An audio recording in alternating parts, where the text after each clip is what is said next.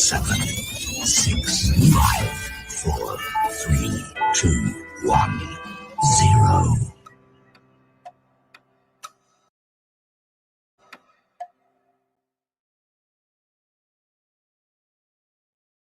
Bismillahirrahmanirrahim. Assalamualaikum warahmatullahi wabarakatuh.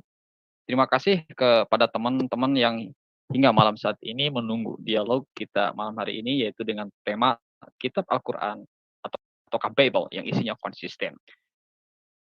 Terima kasih ya kepada teman-teman, dan alhamdulillah dengan izin Allah kedua pemateri untuk malam ini bisa hadir kedua-duanya.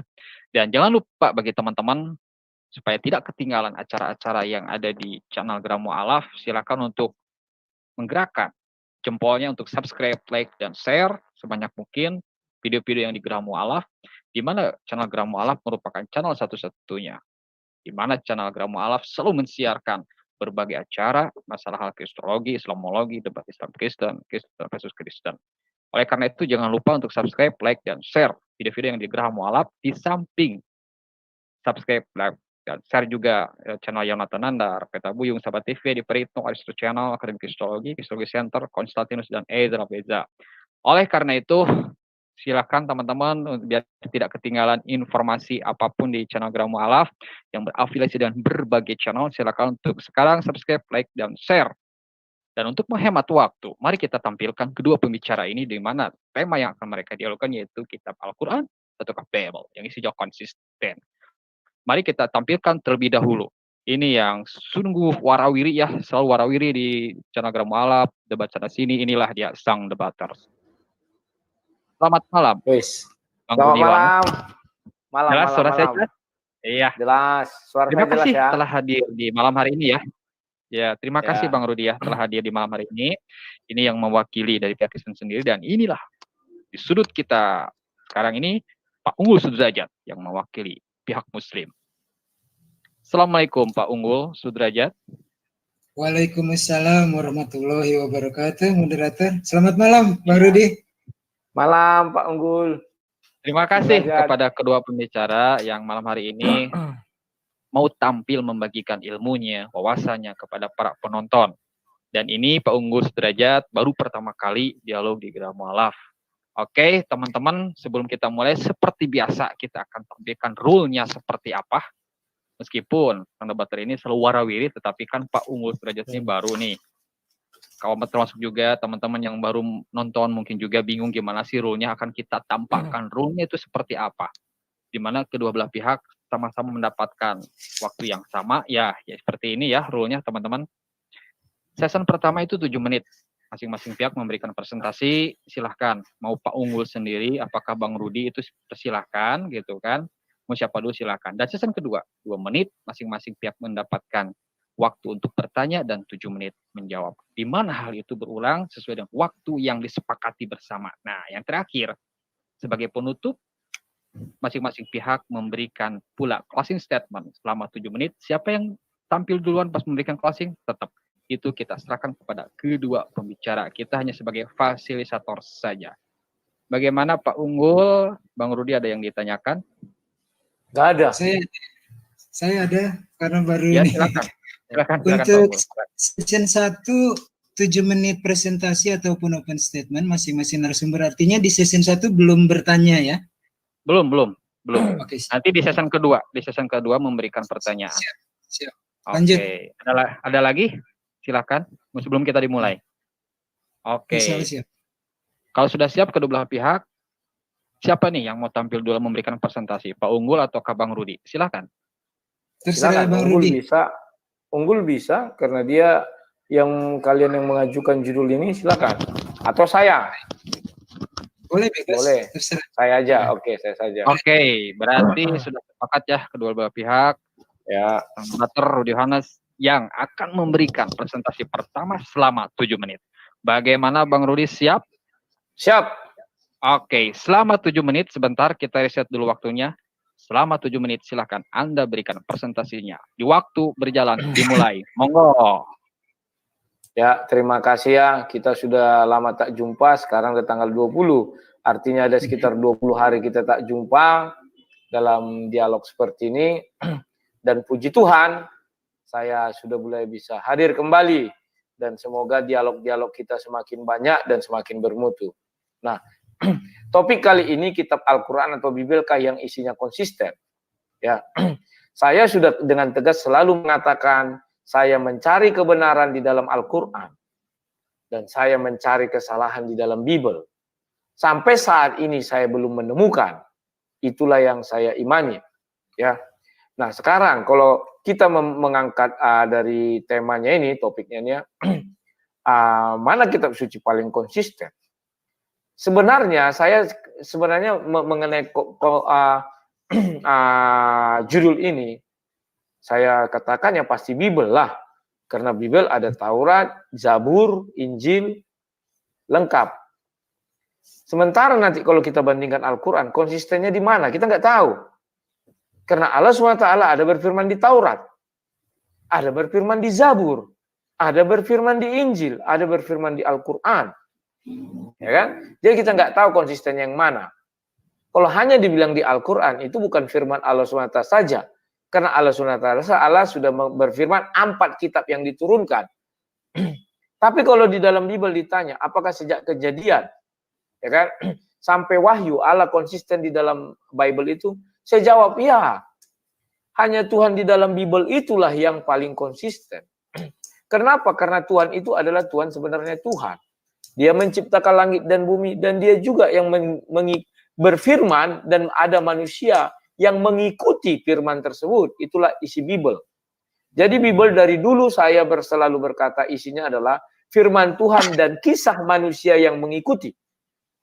Paham maksudnya? Nah, di dalam Bibel itu dijelaskan bahwa sejak semula Kejadian 1 ayat 1 ada Allah, Kejadian 1 ayat 2 ada Roh Allah, Kejadian 1 ayat 3 adalah firman Allah. Maka di Perjanjian Baru ribuan tahun kemudian, ya kan? Tetap hal ini ada, hanya diturunkan berbeda dengan Perjanjian Lama. Perjanjian Lama Tuhan itu berfirman langsung. Hai Musa katanya, tapi Tuhannya nggak kelihatan. Kemudian di Perjanjian Baru, Tuhan tetap berfirman, tapi firman itu menjadi manusia. Dan saya sudah berkali-kali mencontohkan, Perjanjian Lama itu seperti telepon. Ya, ikut kita teknologi. Ketika telepon ditemukan, orang terkagum-kagum. Wah, seperti Tuhan yang nemukan. Dia bicara di Amerika, saya di Indonesia, saya bisa tahu itu suara dia. Dan saya mengatakan, hai Thomas Alva Edison, atau hai Rudy, hai Shanu, segala macam.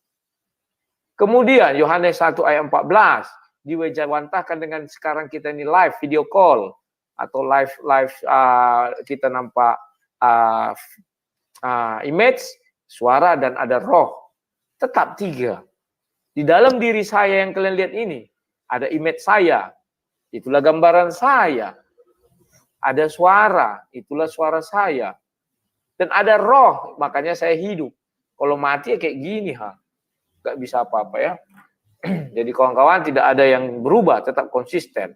Hanya saja firman yang suara itu tetap suara, tetapi sudah dalam wujud manusianya ya. Nah, kawan-kawan, apalagi yang tidak konsisten, ya. Paling nanti ada memang beberapa, bukan ketidakkonsistenan, tetapi kan saya bilang perjalanan manusianya. Contoh, pada zaman Joshua, pada zaman Perjanjian Lama, Tuhan memerintahkan untuk memenggal semua kepala orang-orang penyembah berhala. Ya, nyawa ganti nyawa, gigi ganti gigi. Kan itu hukumnya jadinya. Dibuat Musa juga kan demikian. Orang pembunuh harus mati dibunuh. Setelah Yesus datang, tidak lagi ada nyawa ganti nyawa, gigi ganti gigi. Itu bukan karena Tuhan tidak konsisten. Tapi karena semula Tuhan ingin menyelamatkan manusia. Itulah dengan si Hawa. Dicari dia, hai Hawa, Adam. Di mana engkau? Dia mencari orang berdosa. Maka ketika Yesus datang, dia juga mencari orang berdosa. Kan demikian. Lantas di mana ketidakkonsistenannya? Ketika nyawa ganti nyawa, itu kan hukum Taurat Musa. Musa ya, kalau hukum Taurat Tuhan jangan membunuh. Tidak ada hukuman di situ. Kemudian Musa membuat hukum Taurat. Nyawa ganti nyawa. Jadi hukum tadi kalau dilanggar mulai ada hukumannya. Maka ketika Yesus datang digenapi. Yang semula dikembalikan. Apa dikembalikan? Ada kasih karunia. Sehingga orang berdosa, pembunuh, bisa bertobat, ada kesempatan. Sama dengan seperti si Adam. Kan dia sudah mati sebenarnya itu. Tapi dikasih Tuhan kesempatan. Ya tidak ada yang berubah. Paling mengenai apa lagi? Ya, itulah yang saya bilang. Tetapi kalau kitab suci Al-Quran, kita tidak bisa menguji. Ya kan? Karena Allah SWT menurunkan 4 firman. 4 kitab. Apakah kita mau mengatakan bahwa ketika Allah berfirman kepada Musa, dia mengatakan, aku adalah Allah. Sementara kita tahu itu adalah Elohim. Ya kan? Di Elohim, Adonai, macam. Yang berhubungan dengan bahasa Ibrani. Apakah Allah di kitab katakan tidak konsisten? Berubah nama. Sama dengan juga hari. Hari Sabat. Bible mengatakan konsisten 6 hari bekerja, 1 hari istirahat. Ya, Al-Quran, Sabat itu Sabtu, dirubah menjadi Jumat. Saya nggak tahu itu. Ayatnya ada. Kalau Bible kan tidak dibilang hari Minggu, tetapi orang itu mendefinisikan 61. Konsisten. Hari Minggu diambil orang Kristen karena 61. Yang lain dan banyak lagi. Oke, mungkin itu pengantar dari saya karena waktu sudah tinggal 30 detik lagi. Silakan kepada moderator. Selesai. Terima kasih. Terima kasih kepada Bang Rudi yang telah memberikan presentasinya di malam hari ini. Oke, sekarang tentu saja giliran ya, barusan sang debater memberikan presentasi. Sekarang Pak Unggul Sudrajat memberikan presentasi selama 7 menit. Bagaimana Pak Unggul? Siap? Siap. Oke. Selama 7 menit, silakan Anda memberikan presentasi selama 7 menit. Monggo. Bismillahirrahmanirrahim. La haula wala quwata illa billah. Assalamualaikum warahmatullahi wabarakatuh. Kepada moderator dan semua yang mendengar ya, karena ini di YouTube.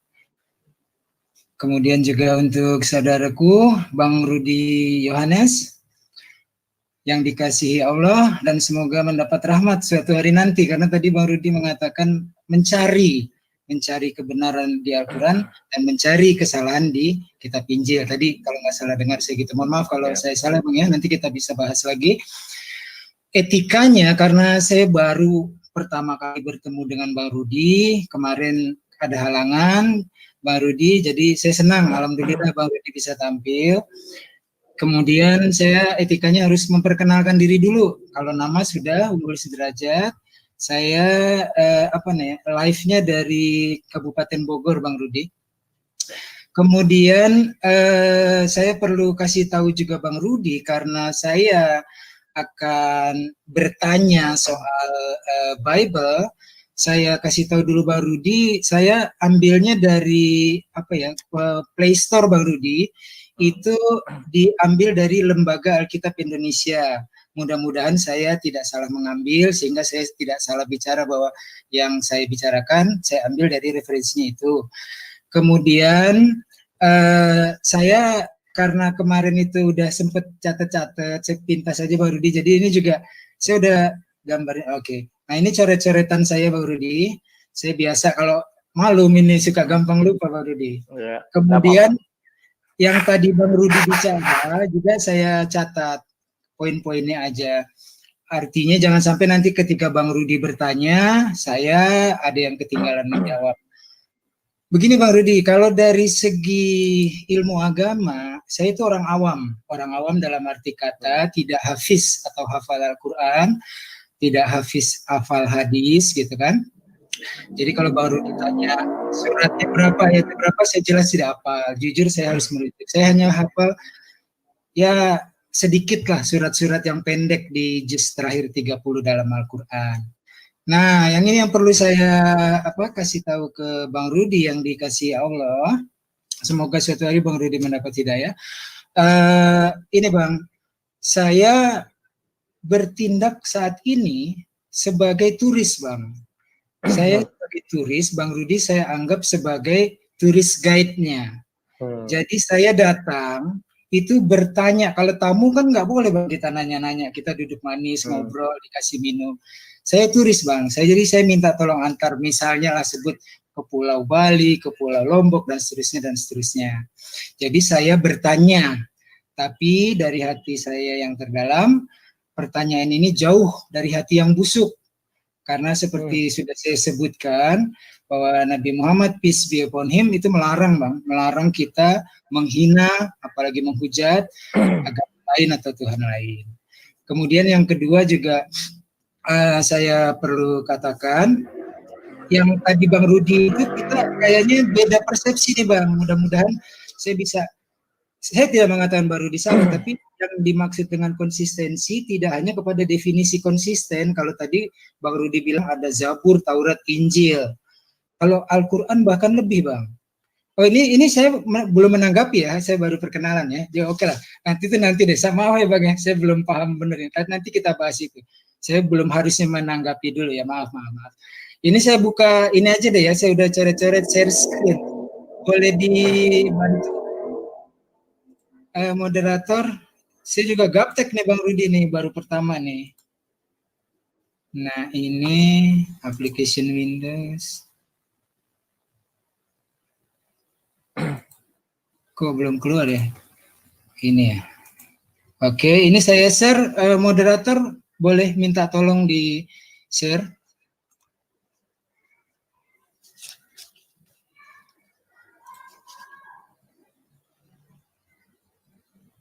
Sudah, moderator? Sudah. Silakan dilanjut. Oke, sudah ya. Nah, ini Bang, konsistensi yang saya maksudkan, saya switch dulu ke ininya. Ini, di dalam gospel according to, atau gospel menurut, ini kan yang saya baca nih, Matius urutannya, Markus, Lukas, Yohanes. Lalu berdasarkan yang saya baca, Richard Buckham, F.F. Bruce, ini Markus, ditemukan manuskripnya tahun 63 dan 75 Anno Domini, kemudian Yohanes ditemukan 90 100 Anno Domini. Nah, di sini beliau mengatakan mereka berdua, Buckham dan Bruce, bahwa Matius dan Lukas ini memberikan inspirasi lah. Nah, ini yang dimaksud comparison, Bang. Jadi saya kalau membacanya itu Injil Matius dari atas sampai selesai, Markus sampai selesai dan seterusnya, itu ya nggak begitu kelihatan saya bacanya. Nah ini dia bilang katanya bacalah secara berdampingan perbandingannya, Markus 95, Matius 17:4. Nah ini di sini Rabi atau Rabbi, kemudian di sini menjadi Tuhan. Kemudian berikutnya tuan rumah menjadi Tuhanmu. Dan seterusnya banyak, kita nggak perlu terlalu detail, nanti akan kita bahas lebih lanjut karena ini waktunya sedikit perkenalan. Kemudian jadi konsistensinya adalah mengenai tidak saling bertentangan antara satu ayat dengan ayat lain atau satu surat dengan surat lain. Kalau di dalam Al-Quran sesuai di Al-Baqarah ayat 2, saya hafal cuma sedikit Bang ya, saya nggak habis Quran. Dzalikal kitabu la raiba fihi hudal lil muttaqin. Inilah kitab yang tidak ada keraguan. Di situ tantangannya, cari ayat-ayat yang saling berkontradiksi. Tidak ada, walaupun susunannya bagi orang yang tidak terbuka hatinya, ini bacaan apa nih, saling acak-adul bahasanya sekarang gitu. Jadi kita masuk dulu definisinya itu Bang, bukan kelengkapan tetapi perbandingan tiap-tiap ayat tidak saling bertentangan atau berkontradiksi. Saya rasa itu. Demikian moderator, cukup. Terima kasih kepada Pak Ungu Sudrajat. Terima kasih pula kepada sang debater yang telah sama-sama memberikan presentasi selama 7 menit. Nah, sambil menunggu kedua ini untuk rehat dulu nih ya, kelihatannya lagi lemah letih lesu. Biar semangat acara kita malam ini, silahkan untuk istirahat, rehat dulu sejenak, untuk minum-minum dulu, meregangkan ini kepala, badan gitu. Silakan bagi teman-teman nih yang mempunyai rezeki lebih, silakan untuk menyalurkan zakat, sodako, infak, donasinya ke Bank Mandiri Syariah dengan kode bank 451. Adapun nomor rekeningnya 11 8 4 kali 995 atas nama Yayasan Pemindah Mualaf At-Tauhid. Yang nanti ketika teman-teman mau mentransfer, silahkan itu di WhatsApp, di Japri ya, selama 24 jam, konfirmasi ke nomor WA yang ada di teks perjalanan ini. Nah, bagi teman-teman nih yang mau berlomba-lomba di dalam kebaikan, silahkan. Kita memiliki upaya untuk membuat lahan dalam kata lahan luas 6 hektar akan mendirikan pesantren yang satu-satunya di Indonesia, mungkin di dunia, di mana pesantren tersebut tidak saja membahas tentang keislaman, tentang membahas tentang kitab-kitab di dalam umat Islam, tetapi juga dalam kitab-kitab non-Islam sendiri, dan juga tidak saja belajar bahasa Arab, namun juga bahasa Ibrani dan juga bahasa lainnya, di mana ketika para santri yang telah lulus dan menguasai berbagai disiplin ilmu di dalamnya nanti akan kita sebarkan ke berbagai wilayah Indonesia dan juga dunia, di mana hal itu untuk menanggulangi berbagai pemurtadan. Karena untuk menanggulangi dan menghadang pemurtadan ini adalah tanggung jawab kita bersama, tentu saja. Mari kita berlomba-lomba dalam hal kebaikan. Insya Allah, sekecil pun yang kita lakukan, itu akan bernilai ibadah di hadapan Allah. Jadi jangan lupa untuk transfer, untuk membebaskan lahan pondok seluas 6 hektar ini, sertakan angka 1 di belakangnya. Biar nanti pihak DPM mengetahui, oh ini untuk dana pembebasan lahan, ini untuk secara umum, zakat sodaqah, seperti itu. Oke, karena kedua belah pihak telah siap, dikarenakan Rudy Yohanes sang debater telah memberikan presentasi yang pertama, tentu saja sang debater yang memberikan pertanyaan pertama kali kepada Pak Unggul Sudrajat. Bagaimana sang debater siap memberikan pertanyaan? Oh, siap selalu. Oke, selama 2 menit, silahkan Anda berikan pertanyaan kepada Pak Unggul. 2 menit berjalan, silahkan berikan pertanyaannya. Monggo. Oke. Saya berikan pertanyaan ya, Mas Unggul Sudrajat. Sebenarnya saya bingung mau berdebat dengan Anda. Karena Anda mengatakan bahwa Anda pun tidak mengerti isi kitab suci Al-Quran. Banyak tidak tahunya. Jadi keinginan Anda bahwa saya adalah guide Anda. Oke, silakan. Sekarang saya izinkan, daripada saya nanti menyerang Anda dan Anda malu, dan jawaban Anda pasti tidak ada dalam dari Al-Quran. Saya setujui keinginanmu. Kamu saja yang bertanya kepada saya selama debat ini, tapi waktu kita hanya 1 jam. Bagaimana? Oke. Begini Bang, saya terima kasih juga ya, karena para pendebat itu kan biasanya dia maunya, apakah kamu sekolah teologi, apakah kamu ngerti. Begini Bang, agama Islam itu satu paket antara faith atau iman dengan akal, karena manusia itu nggak cuma dikasih otak Bang, ketika ya, singkat aja jawab. Oke, intinya aja. Begini, kalau agama hanya berisi doktrin, itu yang lulus cuma pendeta. Saya sebentar masih bertanya, apakah kamu saja yang bertanya kepada saya? Karena keinginanmu tadi di awal saya guide, kamu adalah turisnya. Boleh. Oke, ya begitu. Apa kan ini kita, ya, kan ada ini. Waktu kita 1 jam aja ya. Oke. Ya, kan ada peraturan admin, tadi. Sekarang Bang Rudy mau bertanya. Silakan bertanya. Saya nggak bertanya karena takutnya nanti saya tanya kamu tak bisa jawab. Sebentar. Silakan. Maaf. Kita pause dulu ya sebentar. Ya, admin silakan. Ini mungkin Pak Unggul maksudnya sang debater ini menginginkan 1 jam itu Pak Unggul bertanya saja ke sang debater tanpa sang debater ini bertanya kepada Pak Unggul. Pak Unggul siap seperti itu, ataukah Pak Unggul ingin adanya tanya jawab? Pak Unggul bertanya kepada sang debater juga bertanya kepada Pak Unggul. Bagaimana nih polanya? Bapak mau yang mana? Silakan. Kalau saya sih, artinya kan ini walaupun tadi saya analogikan sebagai turis, tetapi itu nggak adil guys, saya cuma tanya doang. Artinya begini, saya dengan penuh keyakinan bisa menjawab, tinggal saya orang. Oke. Siap, kalau seperti itu tetap ya berjalan sebagaimana semestinya. Kitanya menjawab siap. Masih ada waktu 1 menit 17 detik. Silakan memberikan pertanyaan ya. Monggo. Diulang lagi 2 menit nggak apa-apa, kasihan. Nggak usah. Pertanyaanku singkat. Oke, kita lanjut ya. Siap. Di play langsung di start aja. Jalan ya. Kalau demikian, saya mau bertanya mengenai konsistenan ini. Ketika dulu Tuhan berfirman kepada Musa, siapa namanya? Atau bahasa apa yang digunakannya pada Musa? Coba kita nanti bisa lihat di surah 28 ayat 30. Ya, surah 28 ayat 30 di sana dikatakan bahwa Allah SWT bertemu dengan Musa, maka ada dialog. Ya kan? Nah, setelah itu Allah juga bertemu sama Nabi Muhammad. Kan demikian. Apakah namanya selalu sama atau tidak berubah atau bagaimana? Itu yang mau saya tanyakan. Silakan ya, itu saja. Siap. Singkat aja. Siap. Ya, jadi Bang Rudi, yang Oke, saya kalau maaf, ditanya maaf, surat maaf, apa, Bang apa, Bo, tapi maaf. saya bisa menerangkan, gitu loh. Oke, Ya, pertama, baik. oke, Maaf, Bang pertama Unggul. pertanyaan. Maaf, Bang Unggul. Maaf, Oh, Bang iya. Unggul. Bentar, belum kita berikan waktu untuk menjawab. Jadi mohon maaf. Oke, Oke. itu ya pertanyaan singkat, jelas, padat, gitu. Apa yang ditanyakan oleh sang debater. Oke, sekarang Bapak siap memberikan jawaban selama 7 menit? Insya Allah mungkin 5 aja. Jangan terlalu panjang juga bertele-tele. Saya nggak berargumentasi atau Oke, berdebat kusir. siap. Selama 7 menit, silakan berikan jawaban atas apa yang ditanyakan oleh sang debater. 7 menit berjalan, monggo berikan jawabannya. Silahkan. Oke, pertanyaan pertama, ya kalau saya bagi-bagi nih 1A nih Bang Rudi, itu di dalam Al-Quran, tapi saya nggak hafal ya, tapi saya hakul yakin itu ada, bahwa Tuhan atau Allah berbicara berdasarkan kaum tersebut.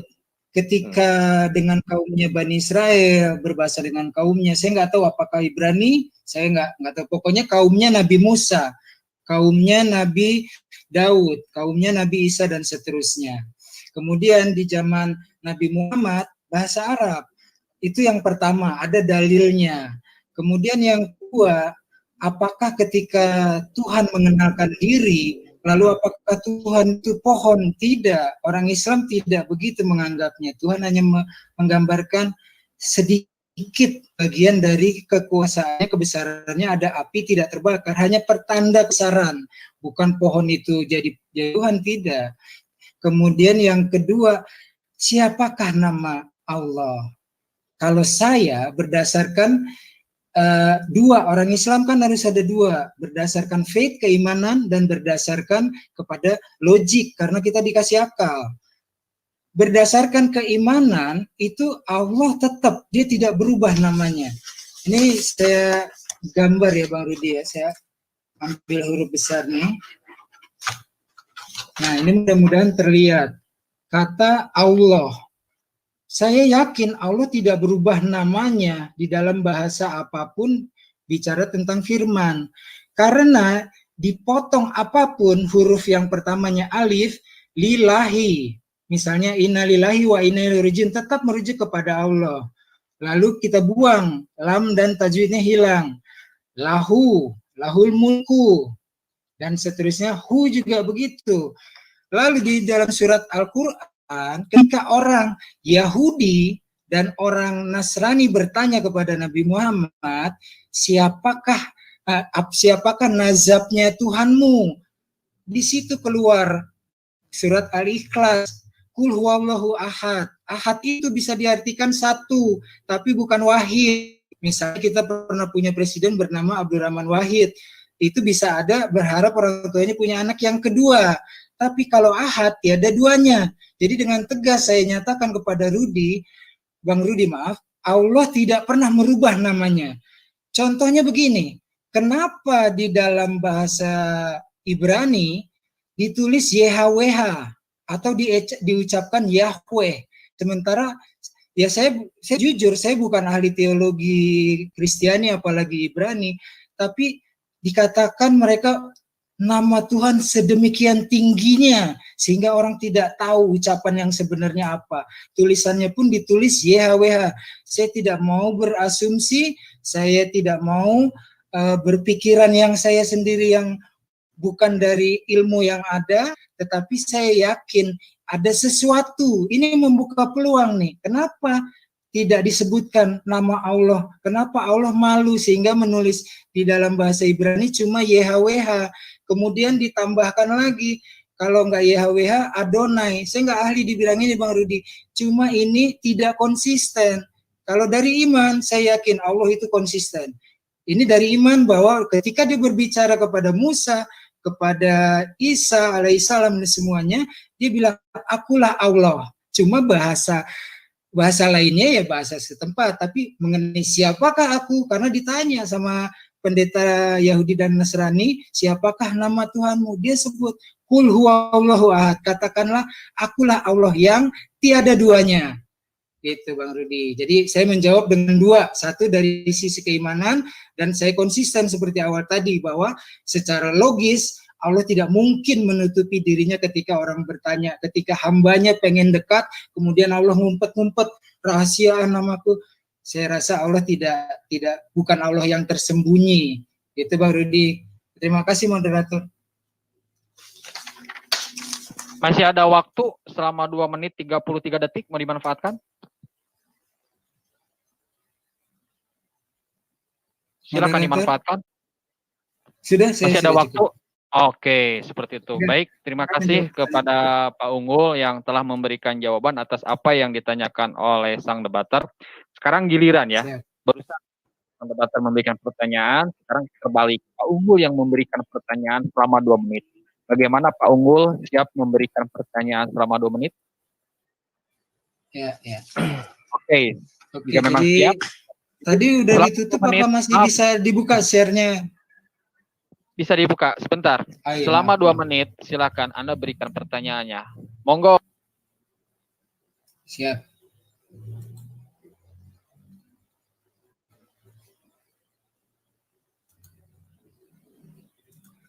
Nah, ini Bang Rudi. Saya nggak mau bertele-tele membaca ke depan, tapi bagi saya ini inkonsisten. Satu peristiwa yang sama, tapi dikabarkan berbeda.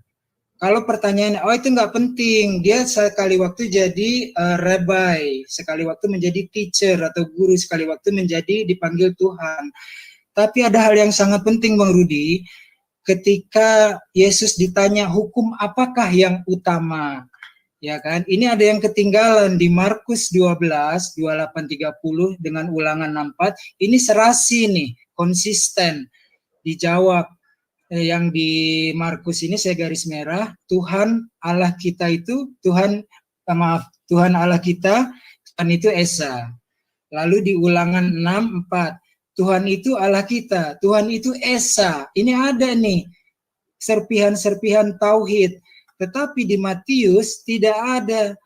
Jadi sudah langsung jawabannya kasihilah Tuhan Allahmu. Itu kan yang di ayat seterusnya dari Markus. Tapi Tuhan itu Esa tidak ada. Ini mungkin tidak penting, tapi adanya rapat-rapat gereja-gereja awal ya, itu kan menandakan betapa itu harusnya penting gitu loh. Ini jadi kayak bagi saya inkonsisten. Saya dari awal saya bilang tidak menghakimi. Jadi menurut Bang Rudi, oh ya lihat waktu dulu maaf. Udah habis ya? Oke, menurut Bang Rudi bagaimana Bang Rudi menyikapi secara iman dan secara logis inkonsistensi kalau dua gospel disandingkan Bang Rudi. Makasih moderator. Oke, kelihatannya tapi agak kebingungan. Mungkin ini sang debater dalam menangkap pertanyaan. Mungkin Pak Unggul bisa diulang nggak pertanyaan secara singkat? Apa yang ditanyakannya? Karena kelihatannya kebingungan. Silakan diulang lagi, Pak Unggul. Oke, secara singkat, saya sebagai turis tadi nih Bang Rudi dengan hati yang baik menanyakan, bukan menghakimi. Saya tidak datang untuk menghakimi, bukan ranah saya pula. Ini kan kitab sucinya Bang Rudi, saya hormati. Nah, jadi pertanyaan saya melihat nih ketika disandingkan ada dua peristiwa, tetapi ini masing-masing ditulisnya berbeda gitu Bang Rudi. Pertanyaan saya dari yang semua saya paparkan di sini, kenapa perbedaan itu ada, lalu bagaimana Bang Rudi menyikapinya? Kan tadi saya menjawab secara iman dan secara akal, karena kita diciptakan diberikan akal, nggak hanya otak. Bagaimana Bang Rudi menjawab adanya perbedaan-perbedadaan ini atau inkonsistensi gitu loh Bang? Mungkin oke, bagaimana bisa ditangkap? Bisa. Adanya perbedaan, oke, siap ya. Kalau memang sudah bisa ditangkap dengan baik, itu intinya ya kenapa ada perbedaan antara hal Taurat sendiri dengan Injil sendiri, kenapa ada perbedaan, silahkan dipersiapkan diri untuk menjawab selama 7 menit. Selama 7 menit, siapkan diri Anda. 7 menit berjalan, silahkan dijawab. Monggo. Saya jawab ya. Sebenarnya pertanyaannya itu tidak ada yang tidak konsisten. Mungkin karena dilihatnya di Ulangan itu ada katanya Tuhan kita Esa, maka di Markus tadi ada Tuhan kita Esa, ternyata di kitab lain Yohanes, Matius tidak ada dikatakan Tuhan kita Esa. Karena di situ mungkin dia mengatakan apa? Saya nggak ngerti ya. Apakah ucapan yang sama, sembahlah Tuhanmu katanya kan? Ya memang Tuhan yang disembah ya kan? Memang ada berapa Tuhan di dalam ucapan Yesus? Kan tidak ada. Memang Tuhan kami itu Esa ya. Dari sejak semula Tuhan kami itu Esa. Untuk melihat keesaan Tuhan kami, dia dibilang di Kejadian 1 ayat 26, marilah kita membuat manusia serupa dan segambar dengan kita. Bagaimana keserupaan manusia itu serupa dan segambar dengan Tuhan itu? Maka kita hanya bisa merujuk Kejadian 1 ayat 1 sampai Kejadian 1 ayat 3. Karena loh kok bisa begitu? Ya, karena ayat 26 hanya bisa dijelaskan oleh ayat 1 sampai 25. Andai kata Tuhan berfirman kepada Musa hanya sampai ayat 26, maka kita hanya bisa membuka rahasia itu dari ayat 1 sampai ayat 25. Di ayat 1 sampai 25 itu ada 4. Yang pertama, Allah itu menjelaskan bahwa dia ada. Yang kedua, dia menjelaskan bahwa rohnya ada. Yang ketiga, dia menjelaskan firman-Nya. Yang keempat, dia bisa menciptakan. Tidak mungkin Allah berkata kepada ciptaannya kita. Karena waktu itu yang diciptakan masih benda penerang, batu-batu, gunung, baru hewan-hewan. Ya, lewat. Berarti tinggal 3. Maka kita lihat kepada si Adam. Adam ketika diciptakan ada berapa? Tunggal 1. Andai kata Adam itu ada 1000, bukan tidak bisa Tuhan menciptakan 1000 Adam. Tapi Tuhan tidak mau. Kenapa? Karena Adam itu harus serupa dan segambar dengan Tuhan. Nah, di dalam diri Adam itu yang tunggal itu, dia memiliki tubuh. Namanya siapa? Si Adam. Dia memiliki roh. Rohnya kalau kita panggil ya roh Adam. Dia memiliki juga yang namanya suara. Suara siapa? Suara si Adam. Lain itu tidak ada. Hanya itulah penyusun si Adam ya. Tubuh satu kesatuan, roh di dalam, dan suara yang keluar. Kalau kita bilang yang keringat lain itu lagi ya. Karena kita nggak tahu si Adam keringat apa sih di surga itu ya. Di Taman Eden. Nah, itulah ketika Tuhan menciptakan si Adam. Serupa dan segambar. Nah, ketika zaman Yesus bagaimana? Hanya terjadi pemisahan firman, suara, menjadi manusia. Sama dengan sekarang saya jabarkan kepada si Unggu, dahulu saya hanya bertelepon, saya hanya ngirim suara. Setelah zaman teknologi ini ditemukan oleh orang-orang Yahudi dan Kristen, karena memang mereka yang ditugaskan untuk ini, dan mereka lah yang memikirkan semua ini mengenai ketuhanan dan diterjemahkan. Maka saya sekarang sudah bisa mengirim citra. Yang saya kirim di hadapan si Unggu sekarang citra saya, suara saya, dan roh saya. Rohnya sama. Roh yang ada di dalam layarmu dengan roh yang ada di dalamku yang asli sama. Tidak ada berbeda. Dan suaranya pun sama, citranya sama. Jadi apakah kami ada 2? Tidak. Yang saya kirim hanya citra saya ini. Kami adalah 1. Yohanes 10 ayat 30. Aku dan Bapa adalah 1, bukan 2. 1 tetap Esa. Tunggal, ya kan? Nah, itulah yang terjadi. Apakah Allah bisa hadir di mana saja? Ya, bisa. Suka-suka dia. Ya kan? Nah, kalau di dalam ajaran Islam, ketika Tuhan mengatakan dari surah 28 ayat 30, dari sebatang pohon itu ada pengakuan, akulah Tuhan Allahmu Musa. Maka merujuk tadi jawabannya, Yahweh katanya. Berarti berganti nama jadi Allah. Tidak ada konsisten. Kalau Yahweh, Yahweh sampai akhir. Karena nama itu, contoh Rudi, masa Rudi ini lebih namanya lebih kekal. Contoh RUDI, saya tulis RUDI nama saya. Mau di dalam tulisan hantu belau pun tetap harus RUDI yang saya terima. Di luar itu saya nggak terima. Sama dengan Yahweh. Apakah tulisan Ibrani Yahweh sama dengan tulisannya Arab tadi Allah yang ditunjukkan si Unggu? Ya kan? Kan tidak ada beda. Yang itu ada lurus, baru ada gini-gini itu ya. Yang kalau Ibrani kan lain. Kecuali tulisannya sama, saya masih maklumi. Atau ucapannya sama, kekal dia. Saya maklumi. Kalau sudah berubah, itu nggak kekal. Ya, nggak kekal. Arti kekekalan itu apa? Dia tetap selama-lamanya. Ya, tidak bisa berubah. Bahkan si Adam yang diciptakan pertama sekali, kekal dia, manusia. Manusia namanya sampai sekarang. Masa Tuhan tidak kekal? Kan demikian. Yang dulu dia bernama Yahweh, Elohim, Adonai, itu panggilan orang itu, berubah nama jadi Allah. Kan ini sangat riskan untuk kita katakan kekal dan konsisten. Bagaimana terjadinya perubahan ini, panggilan? Andai kata nanti Musa ada, Nabi Muhammad ada, Allah datang. Yahweh katanya, Allah katanya, kok lain ini, yang mana ini? Nah, sudah berubah nama.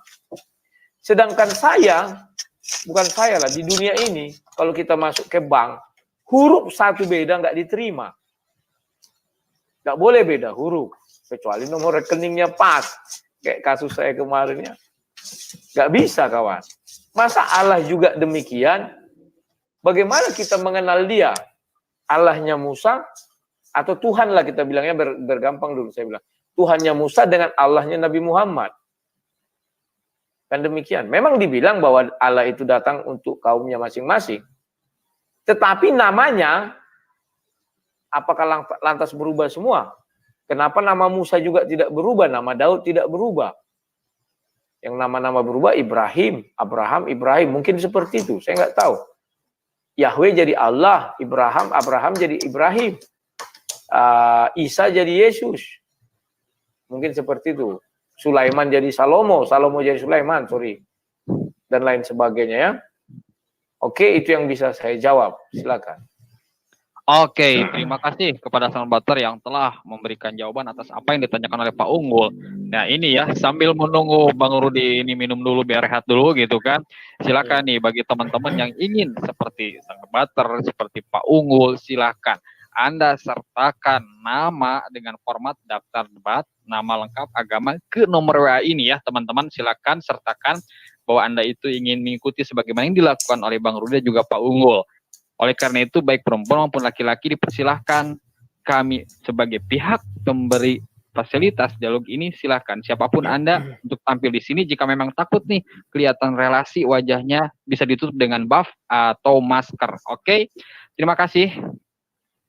Bagaimana sekarang nih ya, siap-siap Pak Rudi, sang debater yang memberikan pertanyaan kedua. Bagaimana, siap Anda?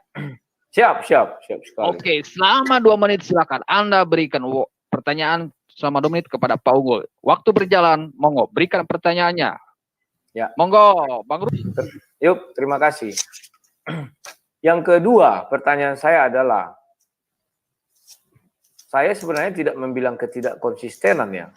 Hanya saja mungkin Allah lupa atau Allah tidak mengatakan hal itu. Saya nggak ngerti ya. Banyak kalau kita lihat di dalam Al-Quran, contohnya ketika Tuhan berbicara mengenai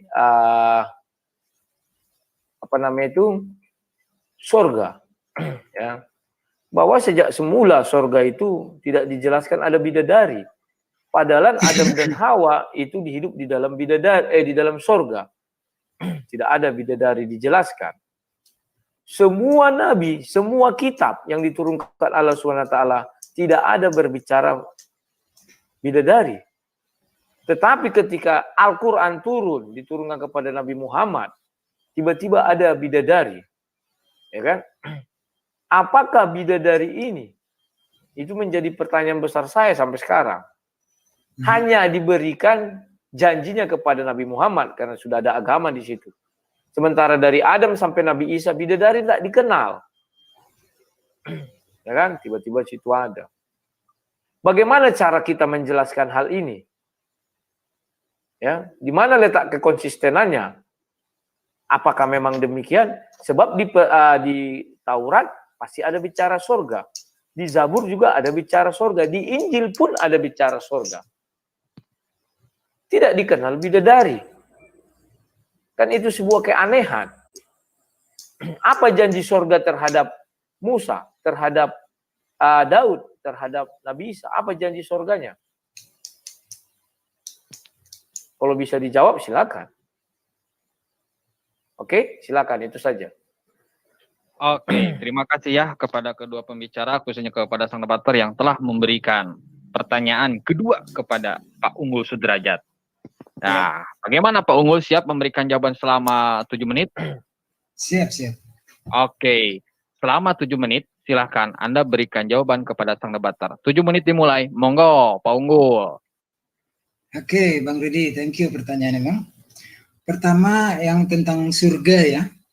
Jadi surga itu dicoba untuk digambarkan karena manusia itu kan selalu penasaran surga kayak apa, buahnya apa, di dalam isinya apa, kita nanti kawin apa enggak, istri kita ikut apa enggak. Ini juga jadi pertanyaan bagi Yahudi ketika saya pernah baca itu di Bible ya, istri yang meninggal lalu menikah lagi, dia ikut siapa suaminya? Maaf kalau saya hafal ayatnya Ya, baru, saya bukan penghafal. Oke, thank you. Artinya manusia kan selalu bertanya, saya nih kalau meninggal pengen dong istri saya, keluarga saya semua ikut bareng saya. Itu kan manusia baru. Tapi menjawab pertanyaan baru siapa yang tahu tentang surga itu definisinya begini, isinya begini. Neraka itu definisinya begini, isinya begini. Enggak ada yang tahu baru. Nabi Muhammad pun kalau dia tidak melakukan Isra Mi'raj tidak punya cerita tentang surga, hanya yang kecuali dari firman-firman Allah. Allah secara keimanan saya jawab, dia menceritakan nanti surga begini, kenikmatannya begini, nanti neraka pedihnya, azabnya seperti ini, api yang abadi segala macam. Jadi itu hanya gambaran. Tapi mengenai pertanyaan kenapa di sini ada bidadari tiba-tiba muncul, sama juga orang Yahudi, pengikut-pengikut Musa Taurat, tiba-tiba ada manusia lahir bernama Yesus, dijadikan anak Tuhan. Mereka juga kaget Bang, terkaget-kaget. Sama nih, kalau Abang cerita bidadari, orang Yahudi terkaget-kaget ada manusia dianggap anak Tuhan, karena mereka penganut monoteisme gitu intinya. Nah, jadi jawabannya begitu Bang, kita nggak ada yang pernah tahu. Apakah kalau masalahnya, tapi di Quranmu ada disebut bidadari, aku yakin saya percaya Bang, tapi kalau disuruh menjelaskan tidak. Apakah bidadari Hawar itu bahasa Al-Qur'aninya, maaf kalau saya salah, itu adalah bidadari titik. Tapi terjemahan itu ditambahin, maaf Bang, berdada bagus, bermata bulat, indah hitam. Itu gambaran Bang, tidak dari Al-Qur'an, tapi orang berupaya memaknai itu. Intinya begitu Bang. Nah, jadi kalau tadi saya tidak menyanggah Bang Rudi, tapi yang Bang Rudi utarakan itu paham Trinitas, itulah Bang di situ Bang. Saya turis kok sulit banget untuk mengenal, memahami Trinitas itu bagi saya ini rasanya ini dogma. Don't do as I said, just do as I do. Jangan lakukan apa yang saya katakan, kerjakan aja. Jangan lakukan apa yang saya lakukan, kerjakan aja apa yang saya katakan. Dogma-dogma gitu Bang. Saya tidak melihat bagaimana logisnya sebuah ini, pokoknya ya adanya begitu. Nanti definisinya panjang lebar. Itu saya tadi with all due respect Bang, dengan penuh hormat, bagi saya itu asumsinya Bang Rudi. Tidak kuat itu dari jabaran-jabaran Injil. Saya tidak menghakimi ya Bang ya. Ini pendapat. Namanya pendapat kan beda. Kalau itu ada di apapun yang ada di Bible, itu saya menghargai. Tapi kalau itu asumsi Bang Rudi, saya menghargai tapi tidak saya terima gitu Bang. Makasih moderator. Cukup. Oke, masih ada waktu 3 menit 23 detik, mau dimanfaatkan? Saya rasa cukup. Saya nggak suka belibet-belibet, padahal saya sudah menjawab. Perkara Bang Rudi puasa atau tidak, saya hargai, saya hormati. Oke. Terima kasih kepada Pak Unggul yang telah memberikan jawaban atas apa yang ditanyakan oleh sang debater. Namun sekali lagi giliran ya. Barusan Pak Unggul memberikan jawaban, sekarang kembali. Pak Unggul memberikan pertanyaan selama 2 menit. Bagaimana Pak Unggul siap memberikan pertanyaan selama 2 menit? Siap. Oke. Selama 2 menit silakan Anda berikan pertanyaan kepada sang debater. Monggo. Ya, sekali lagi baru dia ini kertas yang saya catat, jadi supaya saya nggak salah omong, karena kan bicara juga tentang kitab suci Bang Rudi. Kemudian tiap pertanyaan Bang Rudi saya catat, ini kebiasaan saya Bang. Jadi begini Bang, saya singkat aja lah ya, saya gaptek juga soalnya. Ini mengenai fitnah ini Bang, kalau menurut saya. Begitu saya turis datang ke tanah airnya Bang Rudi, paspor saya Yesus itu saya muliakan Bang. Nabi Muhammad doakan peace be upon him. Yesus juga begitu, Bang. Jesus, peace be upon him. Semoga damai keselamatan. Itu secara iman Islam. Jadi saya dengan penuh hormat, Bang. Kemudian di sini tapi saya baca kok banyak banget fitnah, Bang. Fitnah kepada nabi-nabi. Misalnya Nabi Nuh, itu di dalam Genesis atau Kejadian ya kalau bahasa Indonesianya, Genesis 9, saya tidak mau membaca, Bang. Genesis, biar direkam suara saya, Genesis 9 ayat 20-21, Nabi Nuh mabuk dan telanjang, Bang. Saya tidak menyalahkan ya, Bang ya. Saya tidak bukan hak saya ini. Dan kemudian Daud mengintip orang mandi, hamil perempuan itu, lalu disuruhnya membunuh suaminya. Kemudian apalagi, Bang, ada Nabi Ayub yang sabar, gambarkan di dalam kitab yang katanya firman Tuhan, orang yang berkeluh kesah, menyesal, merasa sia-sia lah kurang lebih. Saya beriman kepadamu tapi begini, berkeluh kesah. Sementara di dalam Al-Quran, Bang, itu dibela, Bang, sama kayak Islam membela Bunda Maria, bukan pezina, wanita yang suci. Maksud saya begini, Bang, dengan adanya ayat ini, bagaimana Abang tetap percaya bahwa nabi-nabi Abang tidak dihina, yang seperti saya sebut tadi, gitu, Bang. Bagaimana Abang percaya? Makasih, Bang. Oke. Terima kasih kepada Pak Unggul. Bagaimana sang debater percaya? Nah, sambil menunggu Pak Unggul minum dulu, ya, biar konsentrasinya tidak buyar. Gitu. Nggak apa-apa, silakan. Mau ngopi, mau es jus, meskipun hujan-hujan, nggak apa-apa, gitu kan. Oke. Bagaimana sang debater siap memberikan jawaban selama 7 menit? Siap. Oke, selama 7 menit silakan Anda berikan jawabannya. Monggo. Oke, saya jawab ya. Bahwa di dalam Bible itu tidak ada penghinaan Nabi. Karena tidak ada ayat satupun di dalam kitab suci manapun yang mengatakan bahwa Nabi itu bukan manusia. Sehingga dia tidak melakukan kesalahan-kesalahan atau dosa. Bible hanya mencatat 2 manusia yang tidak pernah melakukan dosa. Siapa itu? Henok. Itu manusia lahir di bumi, besar di bumi. Kalau Yesus kan dia bukan manusia murni, kita bilangnya.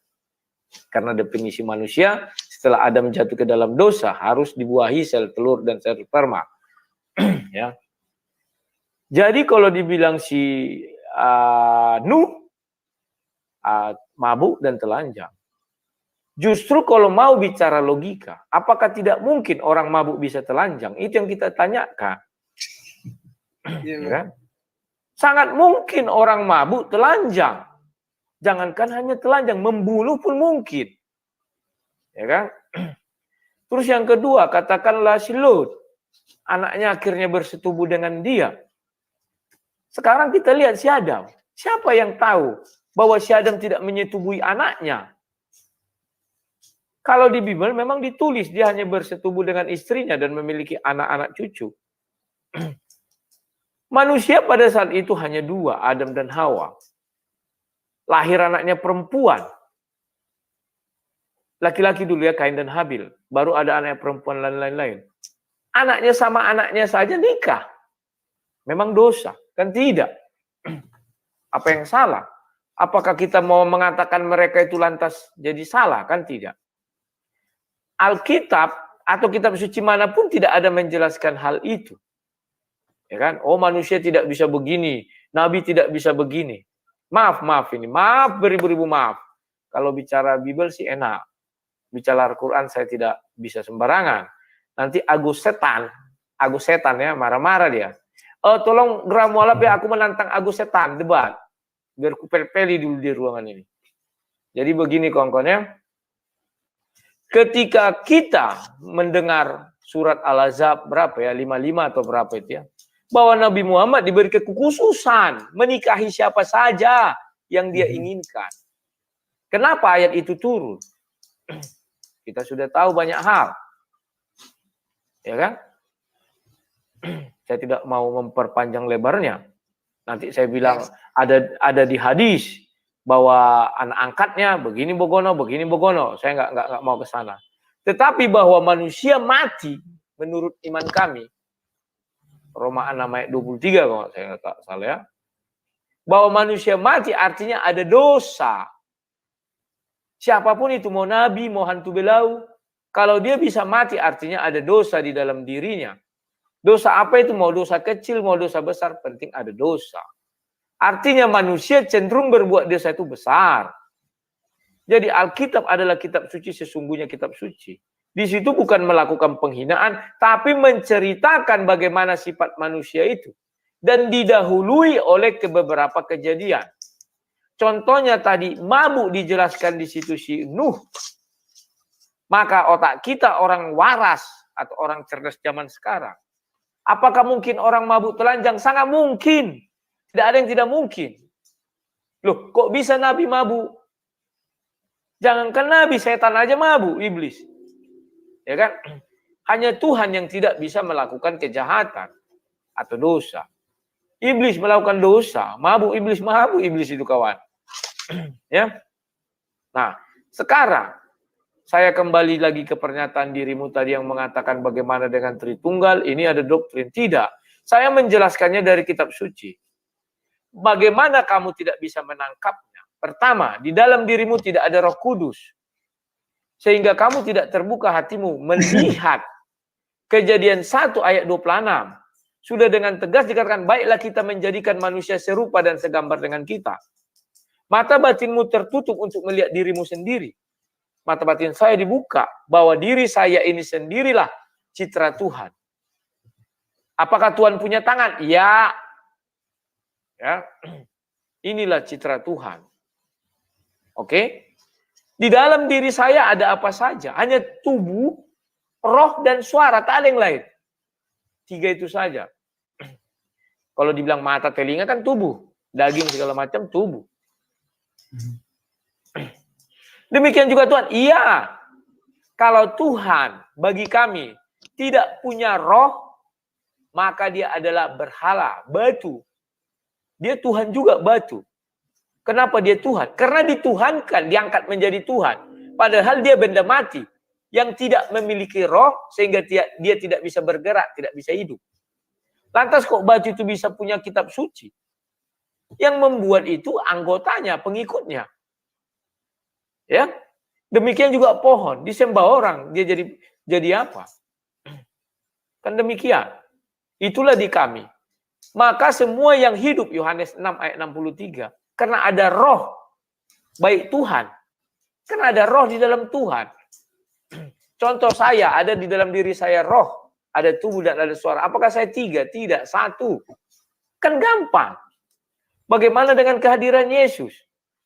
Ya sama dengan saya mengutus kepadamu citra saya ini. Kan tidak rumit. Tetap ada tubuhnya, ada suaranya, ada roh, makanya bergerak hidup. Bahwa dia nanti akan mengatakan, aku dan si Rudi yang asli adalah satu. Dia adalah hanya utusanku, betul. Dia tidak tahu semua apa yang kuinginkan. Kalau aku bilang ya, ya. Maka dikatakan tidak semua aku ketahui. Ibaratnya rahasia langit, contoh hari kiamat, kan demikian. Jadi tidak sulit memahami Tritunggal. Yang terjadi adalah tidak ada Roh Kudus. Dan yang kedua adalah kalian terbelenggu bahwa Tuhan itu tidak bisa apa-apa. Kalian batasi Tuhan sehingga Tuhan seperti batu. Tidak bisa ke sana kemari, tidak bisa makan, tidak bisa minum, tidak bisa ini, tidak bisa ini. Semua tidak bisa. Seperti batu tidak bisa apa-apa, diam teronggok aja. Itu saja. Sekian dan terima kasih. Terima kasih kepada Sang Debater. Meskipun malam hari semakin malam gitu kan, larut dan mungkin hujan di tempat teman-teman sekalian, namun tetap meskipun dialog agak panas sedikit, tapi tetap hati jangan panas ya. Seperti itu. Mari kita saksikan dialog ini dengan damai, hati yang damai. Seperti halnya lagu Agim, jagalah hati ya, teman-teman. Oke. Ini kita beri kesempatan sekali lagi ya. Sekali lagi beri kesempatan kepada kedua belah pihak untuk memberikan pertanyaan sekali lagi, jawaban sekali lagi. Nah, sekarang giliran yang terakhir yang akan diberikan kepada Sang Debater, memberikan pertanyaan terakhir kepada Pak Unggul. Bagaimana, siap? Selama 2 menit? Siap. Oke, selama 2 menit silakan Sang Debater memberikan pertanyaan kepada Pak Unggul. Monggo. Oke. Di dalam surah Maryam 19 ayat 71-72 bahwa nanti orang muslim itu ada yang dimasukkan ke neraka. Setelah dari neraka diambil dimasukkan lagi ke surga. Dan di ayat lain dijelaskan bahwa surga itu adalah tempat yang kekal, neraka tempat yang kekal. Di sini ada namanya ketidakkonsistenan. Bagaimana tempat yang kekal itu bisa hanya menghukum sementara baru masuk ke surga. Dan andai kata semua orang muslim paham ini, ya sudah, untuk apa berbuat baik, untuk apa buat kebajikan. Cukup dia beragama muslim. Sejahat apapun dia paling masuk neraka, biar disiksa. 1000 tahun, 2000 tahun, 10.000 tahun. Setelah itu masuk ke surga. Kan enak. Tak ada masalah. Dan demikian. Sementara di ayat lain dikatakan surga itu tempat yang kekal. Neraka itu tempat yang kekal. Sementara di surah Maryam itu seolah-olah neraka itu tempat ecek-ecek, surga itu tempat yang nikmat. Ya kan? Jadi inilah. Bahkan dikatakan di sana kalau Tuhan menginginkan surga dan neraka itu tiada, ya tiada. Padahal kalau di kami firman Tuhan itu kekal. Ya kan? Bahkan ada juga dikatakan semua yang memiliki jiwa akan mati. Saya pernah tanya orang-orang muslim. Di surga kamu memiliki jiwa? Iya, katanya. Karena nanti di sana kan seperti manusia menikmati seks. Ya kan? Minuman. Berarti nanti di surga ada kematian. Kalau firman Tuhan itu kekal. Kecuali tidak kekal, ya saya tidak bisa apa-apa. Ya. Jadi ya coba jelaskan aja itu mengenai apa itu neraka. Apakah itu tempat yang kekal? Sementara Maryam 7172 itu menjelaskan tidak tempat yang kekal. Bagaimana? Silakan.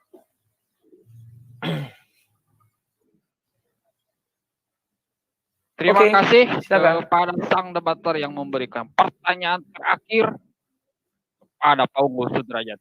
Dan ini jawaban yang diberikan terakhir pula Pak Unggul kepada sang debater. Bagaimana Pak Unggul, siap?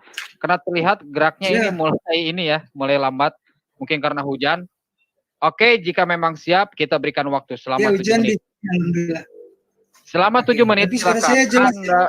Oke, jelas Pak, bagus. Selama 7 menit, silakan berikan jawabannya. Monggo, Pak Unggul. Oke, seperti janji saya Bang Rudi ya, saya tidak berargumentasi, tidak lari. Saya jujur kok, kalau nggak tahu saya jawab nggak tahu, karena saya menghindari asumsi, karena ini masalah agama ya. Jadi pertanyaan pertama tadi mengenai kekalnya surga dan neraka, kita ada kesepakatan nih, sama ya kan, bahwa surga dan neraka itu kekal. Tetapi kalau orang Islam tidak kekal. Kenapa Bang Rudi? Ada ayat-ayat pendukung lainnya. Satu-satunya dosa yang tidak diampuni Allah adalah menyekutukannya. Banyak Bang, kita bisa nukil nas dan dalilnya. Mau membunuh 100 orang, pelacur, maaf bahasa saya kasar, perempuan tidak baik, turun memberi minum Bang, anjing yang sedang sekarat, itu diampuni dosanya. Saking rahmatnya Allah, tapi Allah maha pencemburu. Saya pernah dengar Rabai Israel juga bilang Tuhan itu maha pencemburu. Dia cemburu sekali Bang kalau disekutukan. Ini jawaban secara iman ya Bang ya. Kemudian di neraka apakah kita nanti mabuk minum? Kita semua nggak ada yang tahu Bang. Bang Rudi juga nggak tahu. Itu asumsi Bang Rudi, nanti kita minum, nanti kita kawin. Walaupun ada, sama sekali nggak ada yang tahu Bang. Itu jawaban saya with all due respect kepada Bang Rudi. Kemudian itu saya jawab, jadi udah jelas ya bahwa dosa yang kekal selama-lamanya di neraka itu adalah ketika hamba, makhluk siapapun dia, para nabi, termasuk Nabi Musa, Nabi Daud, Nabi Isa, Nabi Muhammad, sekiranya mereka menyekutukan Allah, itu tidak akan diampuni, kurang lebih begitu Bang.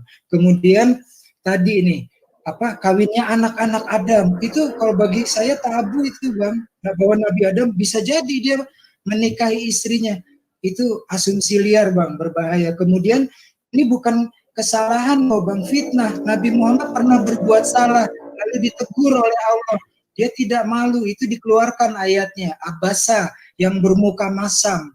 Saat itu Nabi Muhammad sedang menjelaskan risalah Islam kepada orang-orang VVIP lah, VVIP kaum Quraisy. Ada seorang buta, seorang miskin, dia mau bertanya, Nabi Muhammad, dia kan punya unsur manusia juga Bang, tapi kenabiannya ada. Dia istilahnya ntar dulu ya gitu. Itu Allah menegur Bang. Itu kesalahan manusiawi Bang. Tapi kalau Nabi, bisa saja Nabi mabuk. Kalau mabuk sudah telanjang, itu asumsinya apa? Tidak, Bang. Al-Quran membelanya, Bang. Ya, mengenai Nabi Nuh tadi, ya. Di dalam Al-Quran surat ini saya nggak hafal, Bang. Jadi saya nyatet ya, Bang, ya. Surat Hud ayat 42 sampai 45 secara singkat, Bang. Bukan Al-Quran, karena kalau Al-Quran saya harus baca bahasa Arabnya.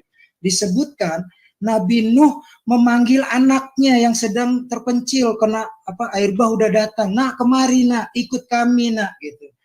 Kemudian anaknya tetap tidak beriman. Dia tetap bergabung kepada orang-orang yang dilaknat Allah lah katakan. Lalu Nabi Nuh berdoa, ya Allah selamatkanlah anakku. Itu kan manusiawi, Bang. Dia harus melindungi anaknya. Tetapi kemudian dia akhirnya karena anaknya tenggelam, dia berpasrah diri. Muslim itu artinya pasrah diri, Bang. Makanya kalau Abang udah pernah dengar, kok Nabi Isa Muslim, kok Nabi Musa Muslim? Karena mereka berserah diri hanya kepada satu Allah. Itu artinya Muslim sebenarnya, Bang. Jadi dia tidak dihinakan. Di dalam Genesis ayat 24-25, ketika dibilang sama anaknya Nabi Nuh ini, dia malah mengutuk, Bang. Yang dikutuk siapa? Cucunya Kanan dengan penyakit yang mematikan lah, atau kutukan-kutukan lah. Bukan kepada Ham, anaknya Nabi Nuh yang dikutuk, cucu keturunannya. Ini kan nggak adil. Kemudian juga Nabi Daud. Padahal di dalam Al-Quran dibela, Bang. Nabi itu tidak lepas dari kesalahan, tapi orang yang jujur, kesalahan ada apa sih? Di Al-Quran dibelanya apa, Bang? Dia melakukan persidangan, kemudian ada kesalahan, lalu dia bertobat. Semua kalau melakukan kesalahan di nabi-nabi itu, Bang, dia pasti akan bertobat, Bang. Itu tidak mengutuk, apalagi yang dikutuk anak cucunya, kasihan bener, nggak salah. Kemudian juga mengenai Ayub juga begitu. Yang disalahkan siapa, Bang? Bukan Tuhan, ya Allah aku udah berdoa beribadah setengah mati, tapi ternyata cuma gini doang. Ini bahasa saya ya, Bang, ya, menggambarkan makna dari arti. Tapi di dalam Al-Quran surat Shad ayat 41, dia tetap bersabar. Ya Allah, aku susah begini, tidak pernah kecewa kepadamu. Ini semua disebabkan karena iblis. Artinya dia tahu ini cobaan ini bukan karena Allah sedang menghukumnya, tapi Allah mengujinya. Kebetulan yang diceritakan di dalam Al-Quran yang mengujinya itu dibantu dengan iblis minta izin. Ya terang aja dia beribadah kepadamu ya Allah, karena kan dia orang kaya raya, lembunya banyak, rumahnya banyak. Coba kita tarik, kita kasih penyakit. Dia tetap tidak mengeluh, Bang. Artinya gini, Al-Quran itu indah, Bang, membela. Para nabi itu dibela bahwa nabi punya salah, betul, setuju 1000% sama Bang.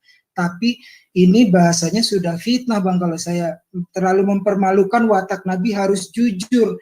Bagaimana nabi kayak begini, di kisah waktu Nabi Musa naik ke gunung menerima wahyu, ketika turun digambarkan oleh Bible siapa, Bang, yang membuat sapi lah, patung sapi, dikatakan Aaron, Harun. Tetapi di dalam Al-Quran Harun itu nabi yang baik, nabi yang amanah. Jadi yang membuat itu Samiri. Perkara benar atau tidak, logika kita, bagaimana saya milih Bang Rudi nih, misalnya saya orang jahat, bagaimana mungkin Bang Rudi mengutus saya, sementara saya orang jahat. Bang Rudi harus yakin dulu bahwa orang ini baik, layak jadi messenger, gitu-gitu, Bang. Jadi ini bagi saya suatu hal yang sangat genting gitu loh, Bang. Oke, mohon maaf, Bang, ya kalau saya ada salah kata, tapi benar dari awal saya maksudnya tidak ada sekalipun menghujat. Ini kalaupun Bang Rudi merasa tersinggung atau marah, itu semata-mata dari cara saya menyampaikan. Tapi hati saya tetap, Bang, Abang saudaraku yang saya kasih dalam Allah. Sekian, moderator, terima kasih. Terima kasih kepada Pak Unggul yang telah memberikan jawaban selama 7 menit kepada sang debater.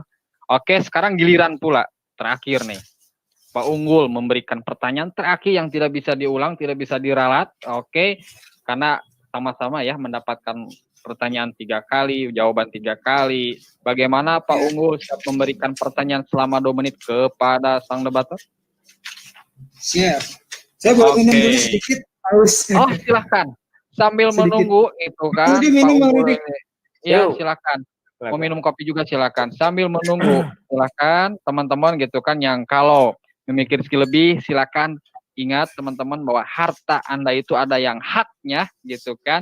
Ada haknya, silahkan berikan pula kepada channel Geraha Mualaf yang dibawahi oleh Yayasan Pembina Mualaf At-Tauhid.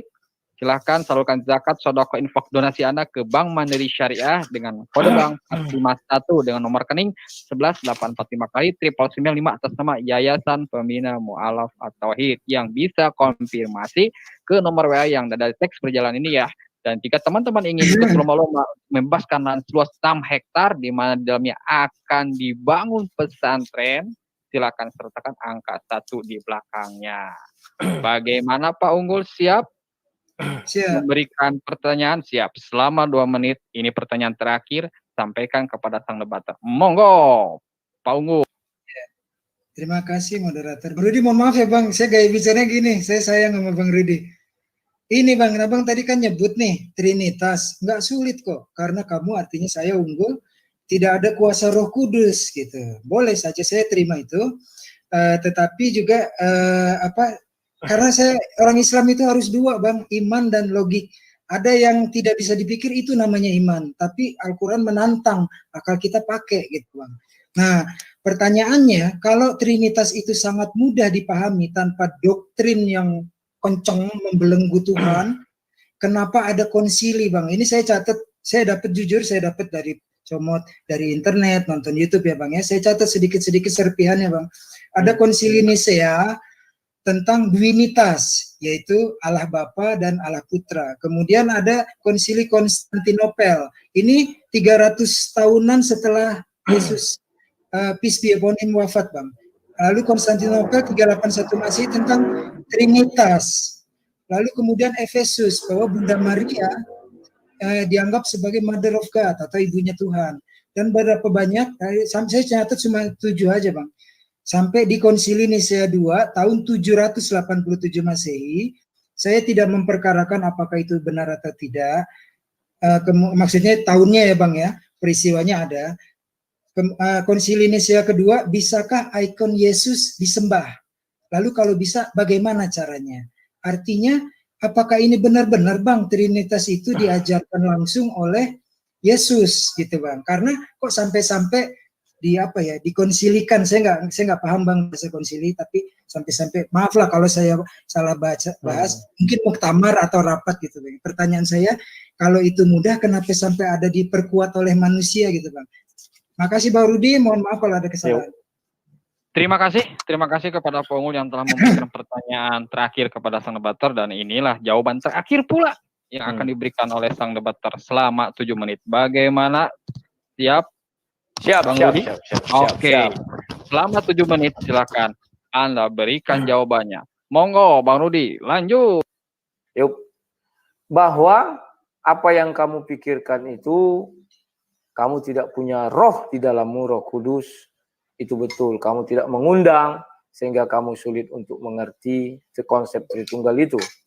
Dan mengenai, kalau di Muslim mungkin ijtima ulama namanya, atau seperti itu tadi apa katanya, rapat-rapat seperti itu. Itu adalah perjalanan daripada gereja itu sendiri.